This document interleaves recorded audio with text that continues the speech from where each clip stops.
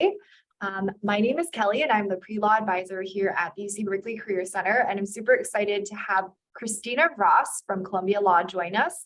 She's going to go ahead and start with a quick presentation followed by a Q&A. Welcome, Christina. Oh, well, thank you very much for having me, and welcome to everyone who's joining us. I'm really happy and excited to be here. I think I'd like to even be there in person, but alas, a trip to California was not in the cards for me this year. Anyway, I am, as Kelly mentioned, the Associate Director of Admissions at the law school. I'm also a graduate of the law school. It was centuries ago, but they are paying me to know current stuff. So I'll do my best to give you a sense of Columbia as it currently in its current incarnation. As you are likely aware, we are located in New York City. I'm not sure if you can see it on your screen, so let me move this around. We are in the upper west side corner of Manhattan in a neighborhood known as Morningside Heights. What is a pleasant surprise for many people who are not familiar with our campus is we do have a true and, in my opinion, really beautiful contained campus. It gives you a nice feeling of reprieve or something of an oasis-like sanctuary in the city, which can have all the hustle and bustle and intensity you have either seen for yourself or heard about. Moreover, the Morningside Heights neighborhood has a little bit of a college town feel. Most of the shops and restaurants, cafes, bars, you name it, are catering to the larger Columbia community. So for people not familiar with New York, it's a very nice soft landing. We also guarantee housing for all 3 years of your time at the law school. So insofar as you may have heard the sadly largely true horror stories about the New York City rental market, we do what we can to spare you from that by making the housing situation really easy, really accessible. People really seem to like the housing options, which are various forms of apartment style living, depending on your preferences and budget, all within a very short walk of the law school. So this again sort of cushions your landing, and the fact that so many people choose to live in the Columbia University area furthers the sense of community that just prevails here. When you are ready to take on the rest of the city, to go off for work opportunities, dining, partying, arts, culture, you name it, the subway is literally 10 feet from our main gate. Okay. If you are at the law school, you will spend the bulk of your time in Jerome Green Hall. This is where the vast majority of our classrooms are and where faculty have their offices. It's where the law library is located, etc. But you're seeing it at the street level view. It is connected to the main campus. So again, that sort of calm feeling pervades the larger campus as well. If you head just a little bit down the street to the south, you come to the building known as Big Warren. This is where the various administrative offices are. So admissions, student services, registration services, career services, Office of Social Justice Initiatives, clerkships, etc. Everything that has to do with your student life experience, getting into the school, financial aid while you're here is administered in this building. There are also a few classrooms, so people split their time largely pretty much between Jerome Green and Big Warren. But just down the street to the east is a building known as Little Warren, which houses, among other things, the offices for the various student journals and certain organizations. So depending on how you spend your 3 years, you might find yourself spending not insignificant amounts of time in Little Warren as well. I'm going to add, though, I'm flying through these screens a little bit because I do want to give you an overview or a sense of what Columbia Law School is all about. But I'm also hoping to leave plenty of time for Q&A at the end. And if need be, I can put the screens back up later if there's anything we need to circle back to. To give you a little sense of who we are student body wise, we're proud of the fact that we have an extremely diverse student body in the largest sense of the term. Our students literally come from all over the country and indeed all over the world. I think people come from a tremendous range of backgrounds and life experiences. And I think it adds an awful lot to our class overall, the types of classroom discussions, the people you're going to meet, the points of view you'll encounter. But again, it's a highly diverse and really lively student body.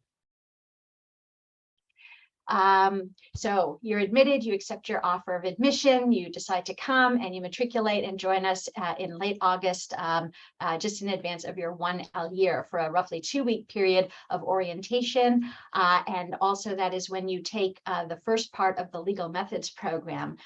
Legal methods is a fairly intensive 1.5 week or so course that aims to teach you everything you know, regardless of how much exposure or lack thereof you have to law and legal issues and legal thinking, so that you end up on the same footing, or all class members end up on the same footing in advance of when the balance of their 1L classes start. So in legal methods, you start to learn how to think like a lawyer. You get exposed to the Socratic method and cold calling. You learn how to read a case, take it apart, extract the holding. You learn the difference between writing a brief and briefing the case. You learn about shepherdizing and blue booking. And again, if these words don't mean anything to you, they will long before the end of Legal Methods 1. Related to legal methods is the legal practice workshop. These are very small sections people are divided into, typically 17 to 20 people or so, where you learn the ins and outs of the very formal styles of legal writing that, very quickly become second nature to you. The balance of the first year, you are taking what are considered foundational courses, or sort of building block courses. These are classes that law students everywhere take. We put them in the first year because they are really good building blocks. They're going to enable you to get more out of your upper classes than if you didn't have these foundational classes. We are also a little bit different from other schools beyond legal methods in that we offer you an elective in the spring. Not every school does. You choose from a changing list of about 16 or 17 options, and your spring elective can be a good way to get a jump start on an area of law that might be of compelling interest to you, maybe the reason you've decided to come to law school, or to explore a course you had never previously considered or even conceptualized. You also end up getting to meet upperclassmen, because some of these classes are open to students in general. They are not necessarily limited to the 1L class. Another feature I think that's I'm now surprised, or I have known for a number of years, but it surprised me at first to discover was fairly unique to Columbia Law School, is the foundation year Moot Court program, the 1L Moot Court program. When I attended back when dinosaurs roamed the earth, my understanding was that first year Moot Court was sort of a rite of passage at all law schools, and it's just something everyone did, and it was part of the law student experience. So when I returned here in my current capacity several years ago, I wasn't surprised that we had a Moot Court program. I was pleased to see how much it had expanded, but I was surprised to learn that very few schools now have a mandatory program. So Moot Court is basically a mock appellate argument.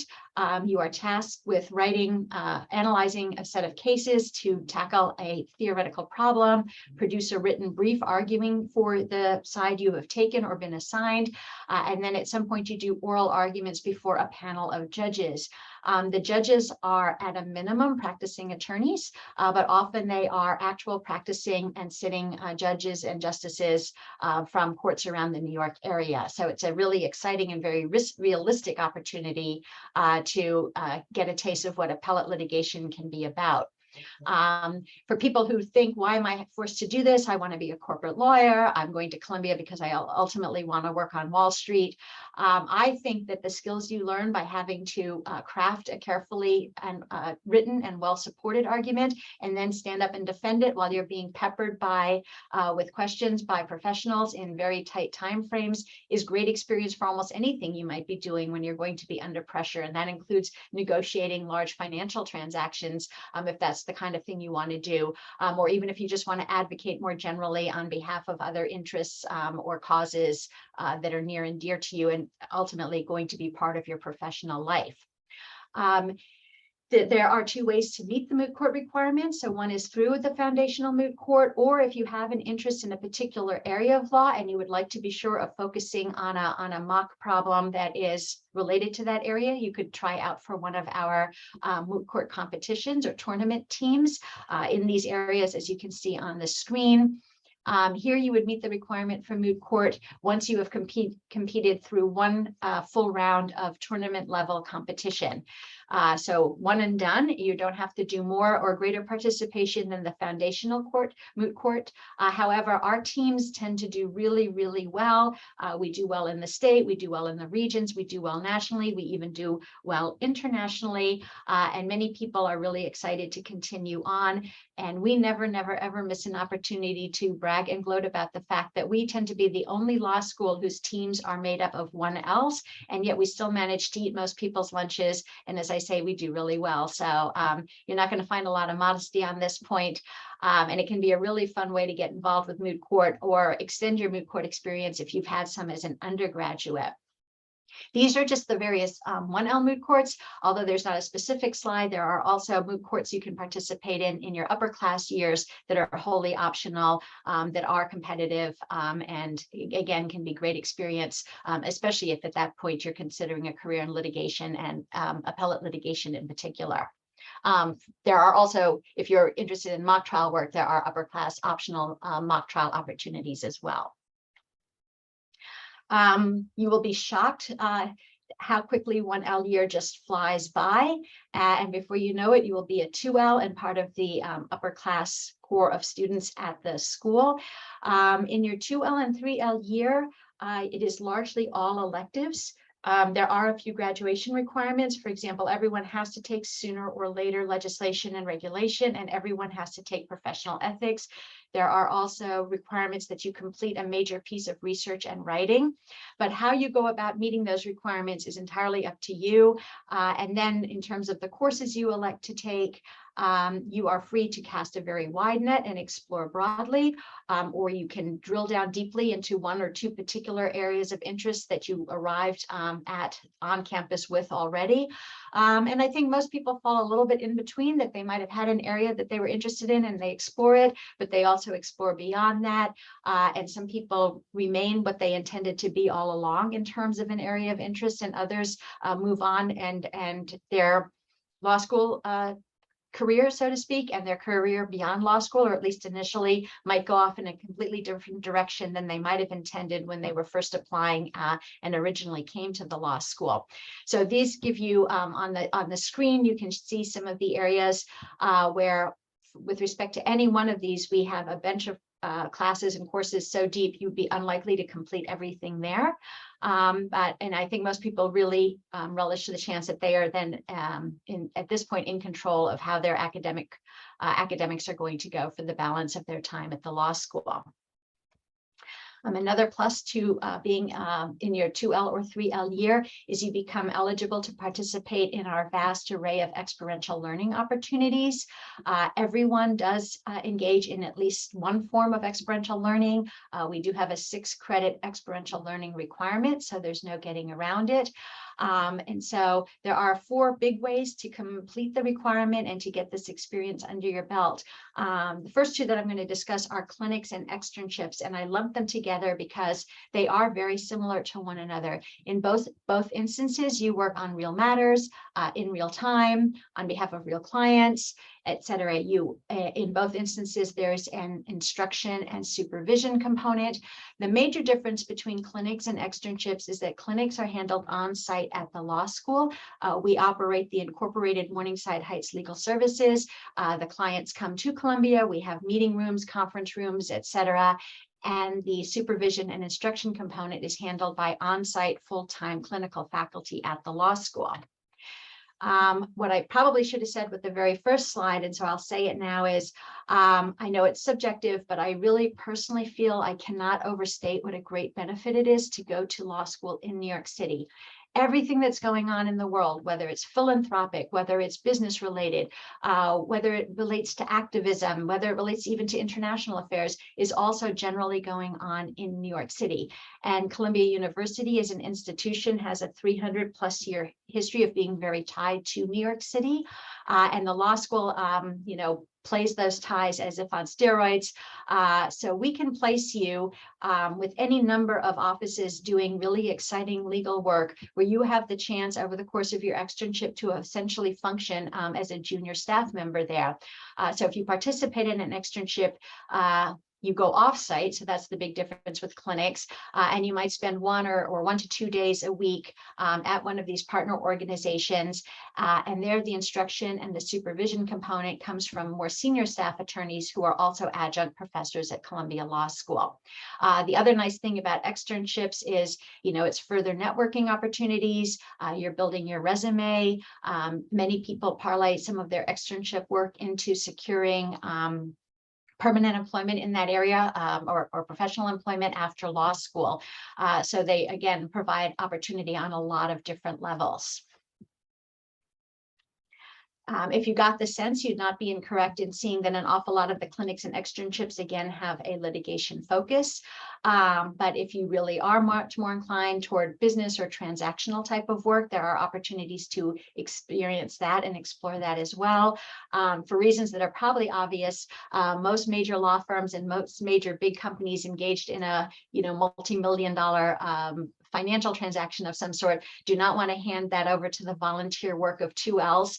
But what does happen is that the actual practitioners in major deals might come to the class or the workshop, for example, talk about a transaction after eliminating identifying details, and then task the class or the workshop with seeing how they would have worked out, negotiated, and prepared documents to complete a transaction as described. Later, those same practitioners will come back and will reveal how it worked out in real life and what the deal was, and compare notes with how the students might have negotiated and arranged for the transaction.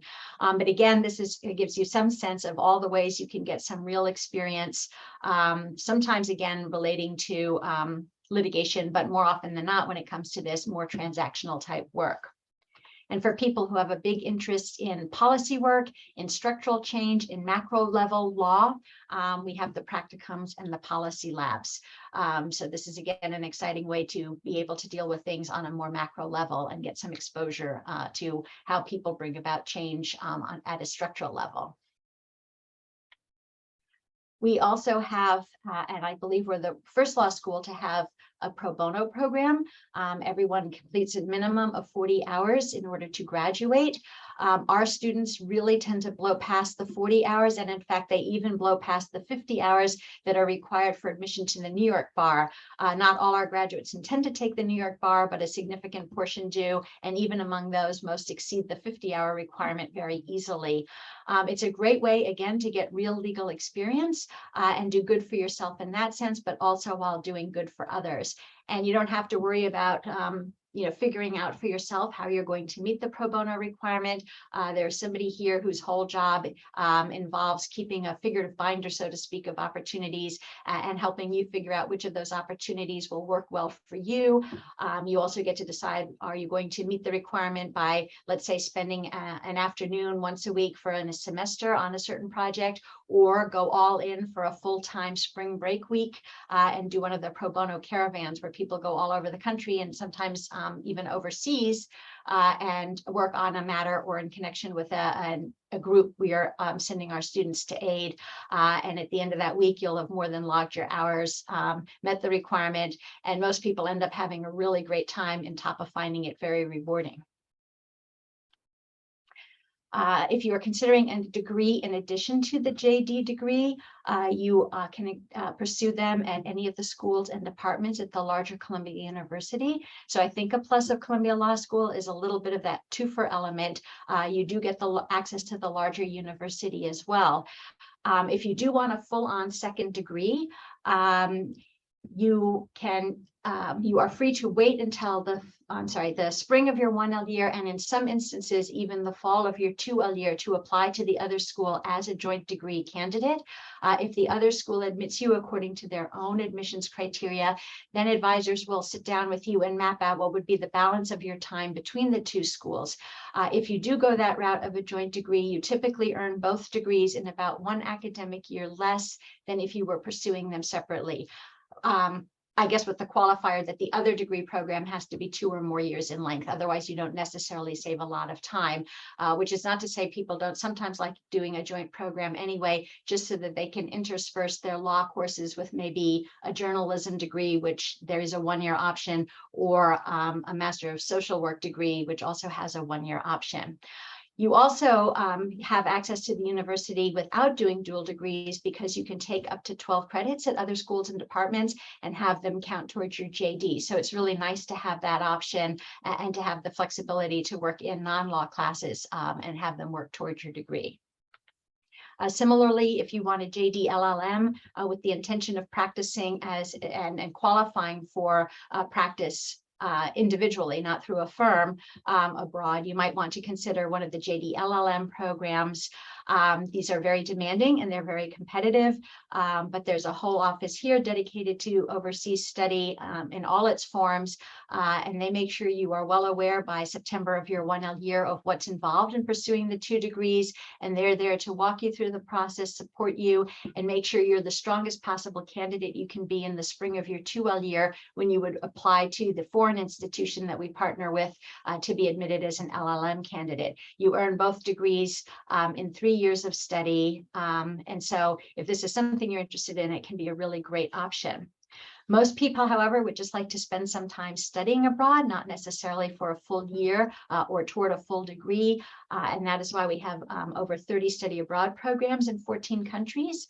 The reason there are more programs than countries is they are sometimes in different cities, and occasionally the reason is, although the vast majority of these programs are English language, so you don't need foreign language skills, in a number of countries there is also a program taught in the local language. So if you feel you have sufficient facility with French to pursue one of the French language programs in Paris, or in Japanese, one of the programs in Japan, you're free to apply to those programs as well. But again, in most instances, you can rely on the fact that it's an English language program, and these are great opportunities to just spend time abroad. These programs are pre-approved. You're also free always to identify something you'd really like to do, and if the rigor of the other program meets our standards and you satisfy both our registrar and the other schools that you have any necessary language skills, you'll get the blessing to go even beyond the countries that are now available. As I mentioned, part of the process of graduating or towards your graduation, you do have to complete a major piece of writing. One way people do so is by participating on one of our journals and producing something called a note. A note, I think, is one of the most misleading names ever created for a piece of writing that tends to rival in length a master's thesis. So therefore several dozen pages, and also involves literally hundreds and hundreds of footnotes and citations. But such as it is, it's called a note. Once you complete your note, you have met writing requirements, and you also might have the opportunity to have it published. So that can be a really great or rewarding outcome for all that work that you put into it. What's also interesting about law journals everywhere is that these are student-run, student-edited bodies of legal thought. And the people, for the most part, who are making submissions for publication and who are submitting their work to be edited, to be site checked, to be challenged prior to publication, are faculty members from major law schools all over the country, and in some instances from around the world as well. So you get to wield a tremendous amount of power, and you really are getting to have some say in shaping which way legal scholarship is moving over the course of the 1 or 2 years you might spend on a journal. Most of these journals, you are not eligible to participate or even to produce a piece of writing that you use to submit as you apply for the journal until your 2L year, or rather that process begins after your 1L classes are completed for the year. However, I believe 1 or 2 journals, the Journal of Law, Gender and Law, and the Journal of Race and Law, I believe, have opportunities for 1L. So if this is something that's exciting to you and you want to jump right in, there are a few opportunities you can pursue as a 1L. Another way to meet the research requirement might be by working with a professor who's affiliated with 1 or more of our centers. The centers are roughly akin to little mini research institutes. Most of them have something of an interdisciplinary slant. Again, the centers themselves are doing research. There are faculty members who are affiliated with the centers who do research. You might want to get the credits by being a research assistant and working on behalf of a faculty member, or doing your own research on behalf of a center where you have a faculty member looking over your shoulder and advising in that regard. The other thing that might make working with the centers extra exciting is the centers are often tapped by outside parties and sort of commissioned, for lack of a better term, to produce a piece of writing that the person who tapped them wants to use for a specific purpose. For example, sometimes a legislator will reach out and say, I really want to bring more of my colleagues on board to get behind the legislation I want to introduce to do X. Can you provide me with the arguments and the documents I need to persuasively encourage more people to sign on to this proposed legislation. The centers are sometimes tapped to write amicus briefs, so you might participate in a piece of writing that is going to be submitted to the Supreme Court or other high-level appellate courts in the federal system, and the result of that research might shape the ultimate ruling or holding of that court. So the work you're doing can have a real-life impact in real time, and that I think makes it extra satisfying. Even if you don't do research with the centers, the way you'll most likely encounter them or invariably encounter them is that all of these centers tend to host or sponsor any number of the various talks and panels and presentations that go on literally every day that classes are in session. So we have, an ongoing lunchtime series where there's several options every single day. So you're free to choose one of the talks at lunchtime based on either the subject matter or I won't deny some people choose based on what the announced menu is going to be. So if you like the food they'll be serving you at lunchtime, go along for the food and then stay for the talk. We want you to be, and we believe we are able to be incredibly supportive during your 3 years. Again, we understand that some people might arrive at law school being the offspring of one or more parents who are lawyers, or otherwise have family members or close friends who are themselves lawyers. But plenty of other people arrive being not only the first in their family to go to law school, but possibly even the first in their family to have attended college. Regardless of how much familiarity you have with law school, lawyers, lawyering, and legal careers, there's a ton of support for you. Everyone coming in is assigned an academic advisor. And if your particular person isn't free, of course, all of the advisors have drop-in hours. You can talk to anyone, but you will have a set point person. Related to that, the Office of Career Services, the Office of Social Justice Initiatives will assign you a point person. Everyone gets advice and counseling on how to pursue work in the public sector as well as in the private sector. They walk you through what cover letters and resumes in those areas should look like. They conduct mock interviews and put you in touch with all sorts of employment opportunities. So again, I'm just tapping into a few of the areas where there's advice and guidance and support.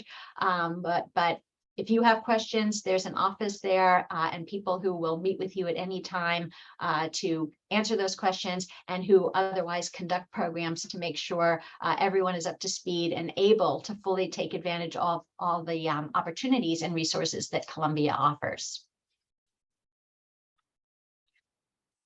Hard as it may be to believe sometimes, especially when you first contemplate coming to the law school and it might seem a little overwhelming, there really is free time. Most people find their footing within a couple of weeks of landing and their regular classes getting going. And there's really no better way to meet people outside of your legal methods section, to meet other 1Ls, and even more importantly, get to know 2Ls and 3Ls than by joining one or more student organizations. I personally informally lump them into like 3 buckets. The first one would be identity and affinity groups. This can be a great way to find formal and informal peer mentors and feel supported. There are organizations that are geared towards specific legal issues or specific forms of professional aspirations. They might also involve a volunteering component or an activism component. They might put you in touch with organizations that are looking for volunteers. They can provide networking opportunities. And lastly, the third bucket are just those that are there because truly there is some free time and you're going to want to unwind. So if you like doing so over craft beer or with ultimate frisbee or running or murder mysteries, there's a club for that. So find out what your classmates like to do in their free time. And if you have overlap, it's a great way to get to meet people and to relax or blow off a little steam. For the application process, again, I'm happy to answer these questions more specifically when we stop the screen sharing. I don't want to go into too much detail if people are not in the process or interested in the moment, but the application process is wholly online. It's done through the Law School Admissions Council, LSAC as it's known. LSAC is also the organization that administers the LSAT. Since most people do tend to take the LSAT, by the time you're applying, you likely will have already had contact with and be registered with LSAC. Speaking of the LSAT, however, we do accept the GRE, and we have absolutely no preference between the two exams. You should take the exam that plays to your strengths or that you feel most comfortable with. The only proviso I would put there is to keep in mind that if you have an LSAT score on record, which means you've taken the LSAT, it is then going to be on record. It's not something you can hide, and it remains visible and something we have to consider for 5 years. So if you do have one of those LSAT test scores on record, even if you later took the GRE, and even if you scored appreciably better or did appreciably better on the GRE, we are still required by the ABA to consider that LSAT score. So you don't want to casually take the LSAT just to sort of see how you do, and then casually take the GRE and see how you do, and then decide which test you want to focus on. Because as I said, once there's an LSAT score out there, it's going to follow you around for a minimum of 5 years. So if you're not sure, practice at home, take the tests at home under realistic circumstances, and then pursue the one you like the best. If you have an LSAT score you don't love, you're always free to retake it. We consider your highest score. For the 2 letters of recommendation, we would like them to be academic. And in fact, we require that the 2 letters be academic if you will be a class of 2023 applicant. So you're applying this cycle, or if you were a class of 2022 or class of 2021 applicant. For each additional year out of college that you are, or out of undergrad, we would still love to get at least 1 academic letter, but we understand that the more years that go by, the harder it may be to get such a letter. And also, once you're out of school and in the work world, we would like to have a letter from your employer, unless seeking that letter would jeopardize your employment. We ask you to submit a resume. And in this case, it is a little different from the resumes any professional offices might have told you to focus on. You may submit up to 2 pages, a resume of up to 2 pages in length. And I believe this is true for most law schools. Certainly it's true for our peer schools.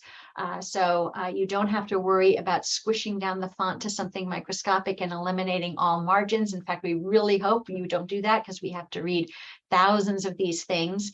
And your resume should cover, in a chronological format, your educational history, academic history, any employment, paid and unpaid, that you have, as well as extracurriculars and other undertakings. And it basically covers the time span roughly from when you arrive at college, assuming you came directly from high school, or I should say after you finished high school, to wherever you are at the time you are applying.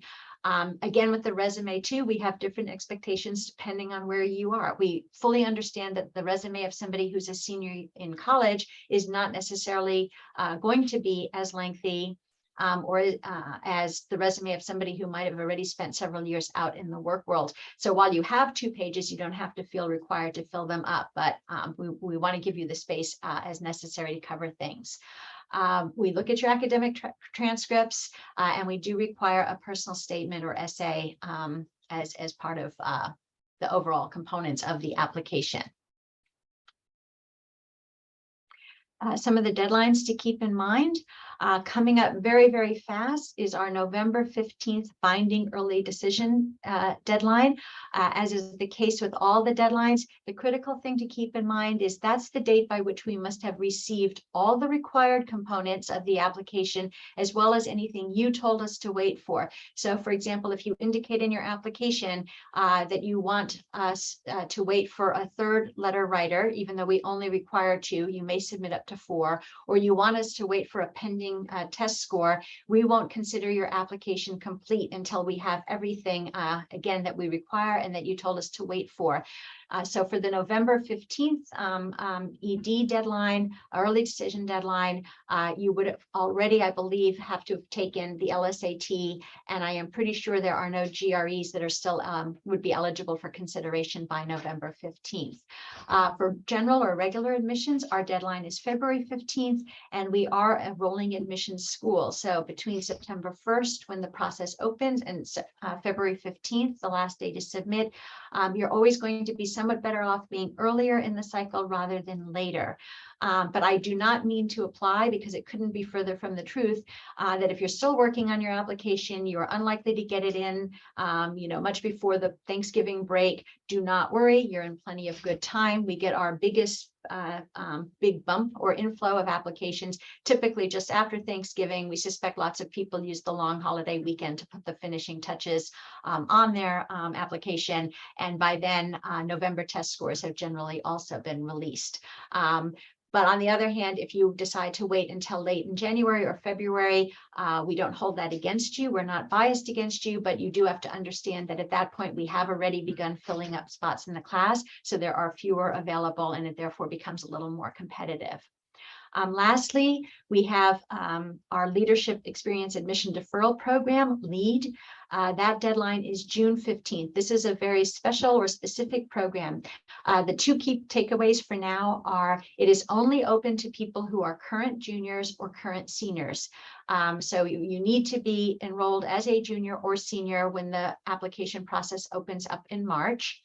And then the other key feature of the LEAD program is you apply in your junior or senior year, but with the expectation or understanding that you will not matriculate at the law school until 2 years after you graduate from college. So there's a mandatory 2-year gap period. And part of the LEAD application includes you describing what you intend to do during that gap period and why you're interested in a program with a focus on leadership. If you apply, we make all of our admissions decisions and evaluations during July and let you know by the end of July. So it is possible for you to enter your senior year or embark on your first job or whatever after college, already knowing that you have an assured admission to Columbia Law School 2 years after the graduation, your graduation point. So for current juniors, if we admit you next summer in 2023, you'd be arriving in 2026, and for current seniors, you'd be arriving matriculating at the law school in 2025. It is not a binding program when you apply. It is binding if we admit you and you say yes to your offer of admission, and you have a 5-day period within which to decide whether you want to accept or decline your offer of admission. This gives you a little sense, because people always ask us what the medians are, but I think the footnote is very important. I always worry putting the screen up that it gives an undue or might be overly or misleadingly intimidating. Again, the range of successful applicants in terms of their GPAs and LSATs is a lot broader than the medians might suggest. If you have other questions after we get through the Q&A, you should definitely reach out to us. Just shoot us an email at admissions@law.columbia.edu or pick up the phone. And I hope you'll explore our website and web pages. We've packed a ton of information in there in a mostly user-friendly way. Now and then we gather there's a little hunting around and possible frustration, but don't despair. Pretty much all there is to know about us is in there somewhere. All right, so I'm going to stop the screen sharing so I can get a sense of who might have their hand up literally or electronically, and I'm happy to answer any questions that you might have. Unless there's anything, Kelly, if you can think of that I need to go back to or emphasize, I'll just move forward with a Q&A session. Yeah, I think you covered it really thoroughly, Christina. So I think now we can open up the floor for student questions. So you're welcome to just unmute yourself and ask your question, or if you'd like, you can also drop it in the chat and I can read them out loud. Sure, and we have a big group, so if I'm missing a screen, I apologize. I'll try to go back and forth, but in the chat or otherwise, do the little hand thing and I'll look for you and call on you. Okay, check this. I also wonder if when you put your hand up, if it pops you to the first of the two screens. So I'm seeing a question in the chat, and that's the share who have taken a gap year. So that's a great question. Typically, and for the last several years, in fact, all of the years I've been here now, about 75% of our incoming class is people who have spent anywhere from 1 to 3 years, most typically, again, between college and law school, either working and or pursuing a graduate degree in another field. There's a small handful in that group who have considerably more than 3 years experience. The other remaining 25% or so are coming directly from undergrad. I really want to emphasize, though, 2 points. These numbers or these ratios are a result of self-selection. We truly do not have a preference for working, between college and law school, nor a preference for coming directly straight through. What's important to us is that you apply to law school and you come to law school when you think you were ready. And it's on you. It's your opportunity to use the application to directly or indirectly make clear why you're ready and why going to law school at this time is the next right step for you. All right. I hope I'm not missing a question, but I will go along.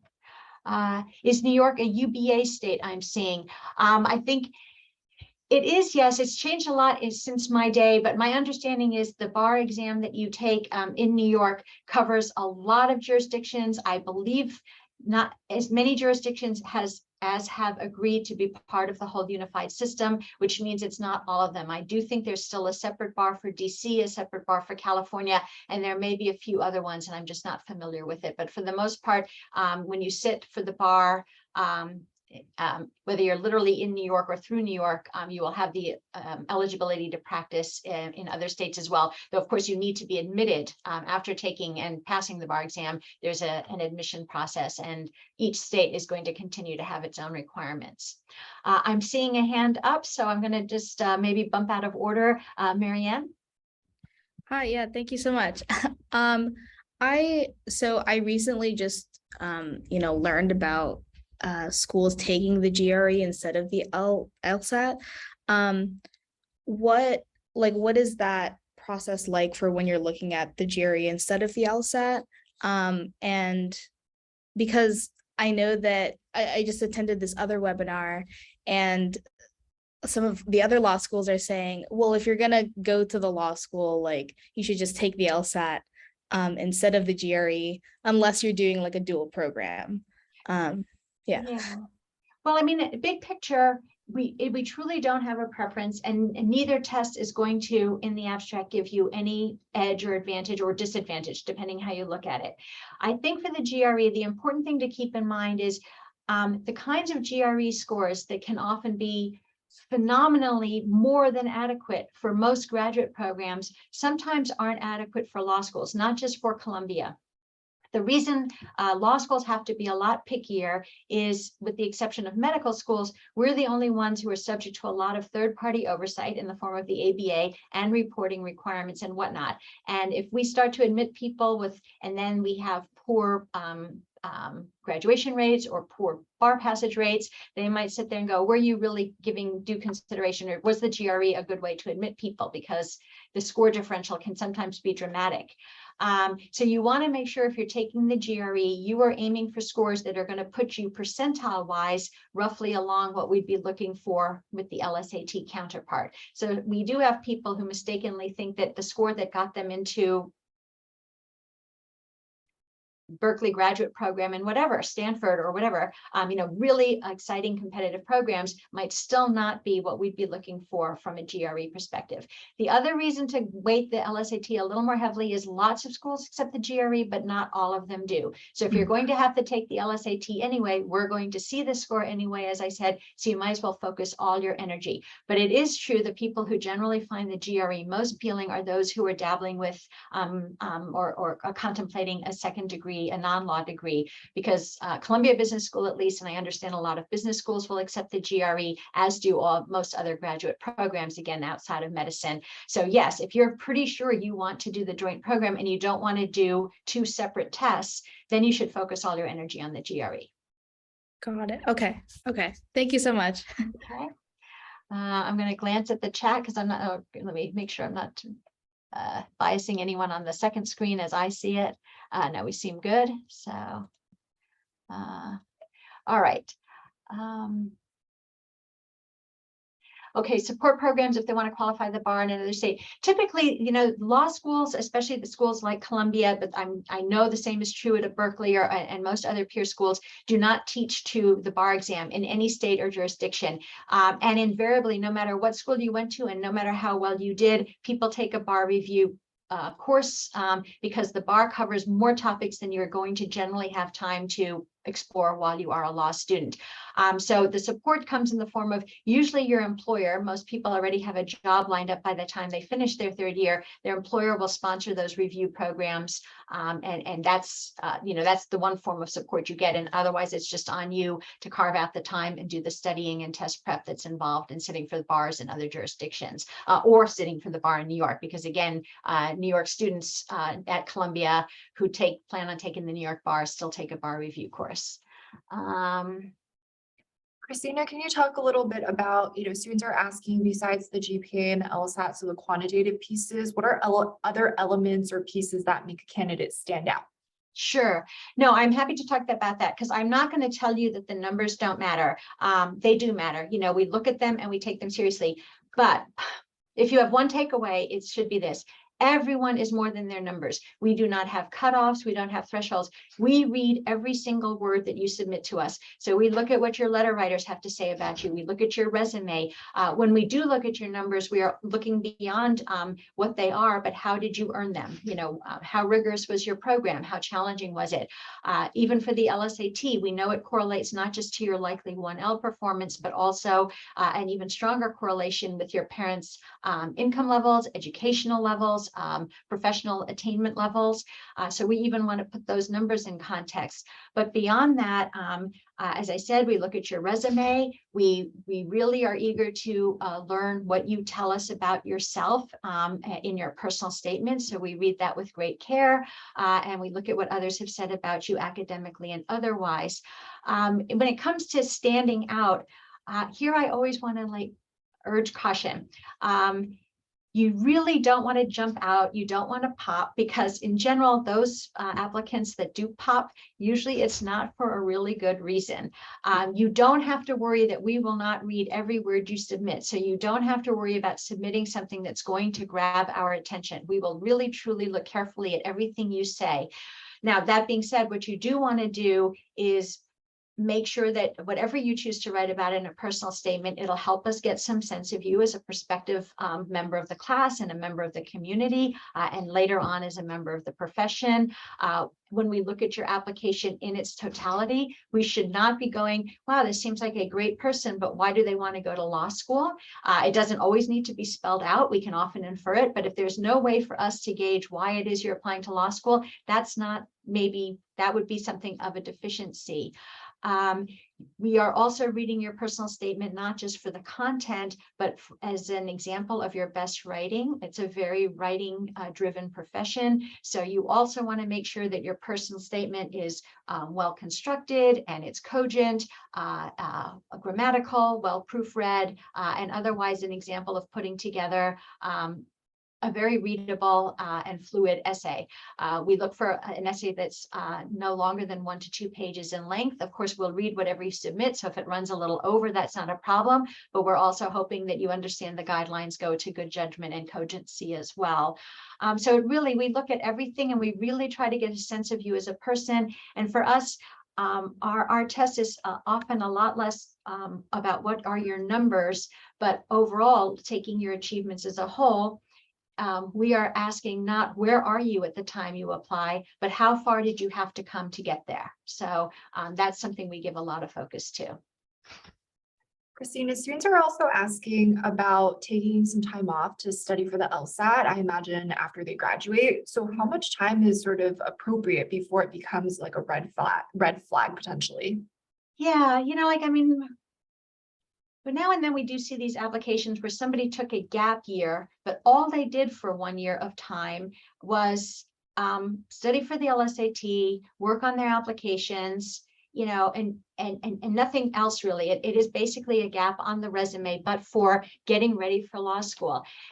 We're not going to turn you down for that reason alone, but you have to keep in mind that if all you do with your time for several months on end is prepare for the LSAT, then whatever score you get will not necessarily be as impressive as somebody who might have earned just a tad lower score, but during that same period of time was completing their senior year of college, or they were working at some fairly demanding job, or otherwise engaging with the world. So you have to think about it. If the majority of people are either students or working while they are also preparing for the LSAT, you want to make sure you can justify to people why making it your full-time exclusive undertaking, what you thought that was, the best use of your time.